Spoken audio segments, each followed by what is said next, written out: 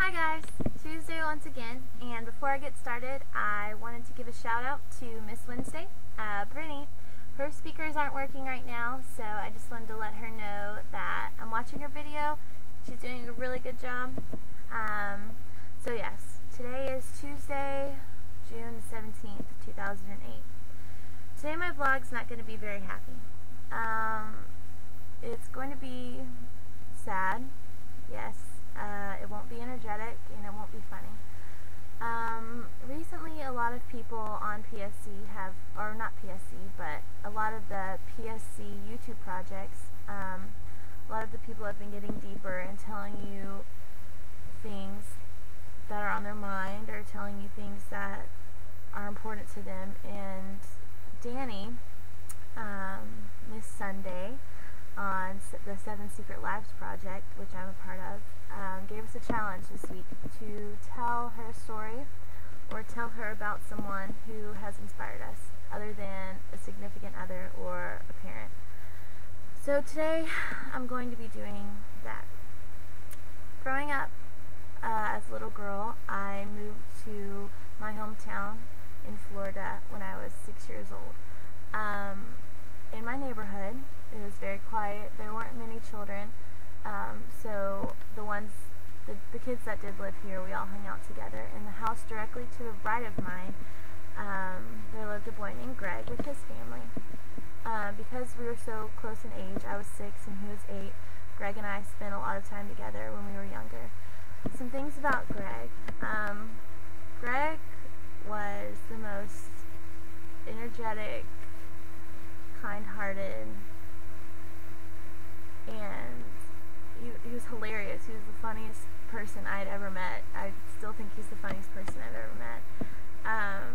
He always used to do Chris Farley impersonations, and he always used to do Jim Carrey impersonations, the Ace Ventura. So as a 6-year-old, naturally, all of that was hilarious. We used to hang out all the time, and we'd jump on trampolines. We'd ride bikes together in our neighborhood. He was my best friend. We attended the same school and everything. So Greg and I grew very close. Greg took care of me because there were older girls that lived in our neighborhood who used to pick on me a lot, so he would always stick up for me. And over the years, we even would get into conversations, which is weird that a 6-year-old and an 8-year-old, or a 7-year-old and a 9-year-old, or an 8-year-old and a 10-year-old would have. We would talk about what we wanted to do when we grew up. Greg wanted to play baseball. He was an amazing athlete for a young child. He was involved in all different sorts of sports. I wanted to be a veterinarian, and we used to talk about growing up and where we would go to college even, and what we would do, and we had planned on doing all this together as friends. Greg used to tell me when we were younger not to let people get under my skin, and that everything could be cured with laughter. And it's so weird thinking that a 10-year-old could have that sort of mentality. Today's date is very significant to me. Actually, it's tomorrow's date. But June 18th, 1997, Greg was killed in a golf cart accident.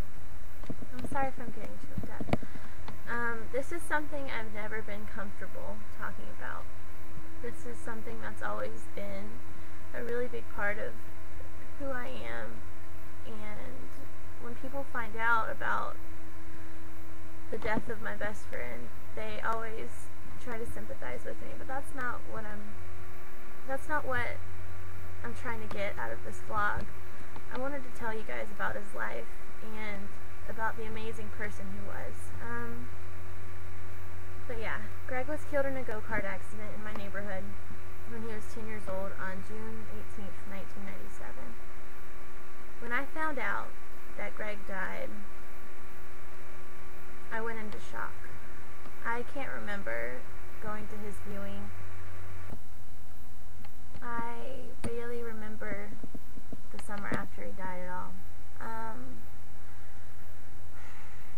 concept of death to any human being is mind-blowing. It's hard to grasp. It's not easy to understand. And as an 8-year-old, I didn't believe in it. I didn't think that somebody so young, so full of life, so funny, so amazing could be taken without having lived a full life. But the past 11 years, I've done a lot of thinking. I've done a lot of growing.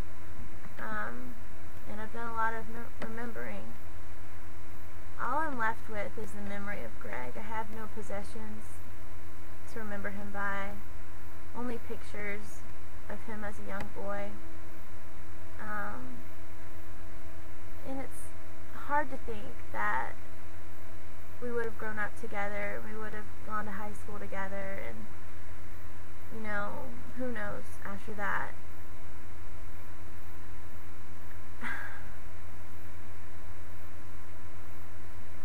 If anything, Greg has been the biggest inspiration and driving force in my life.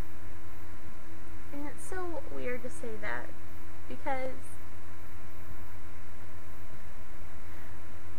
I still feel like he is my best friend. I don't feel like it stopped when he died, because I kept living, and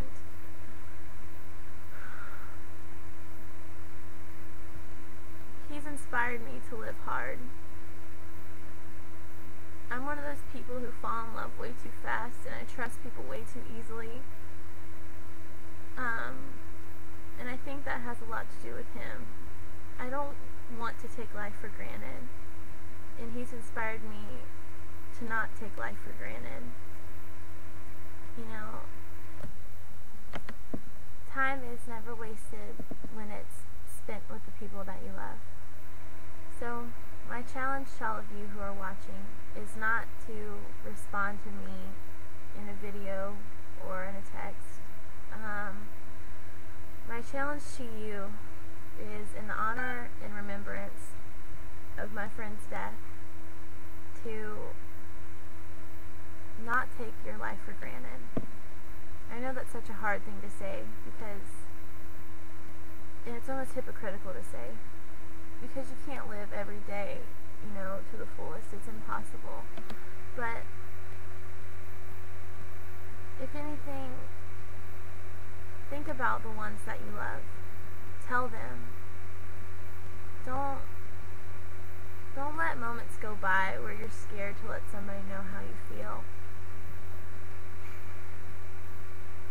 Saying that you care about somebody, or saying that you love somebody, or telling someone your true feelings is never going to be harmful in the end. So don't waste any more time, guys.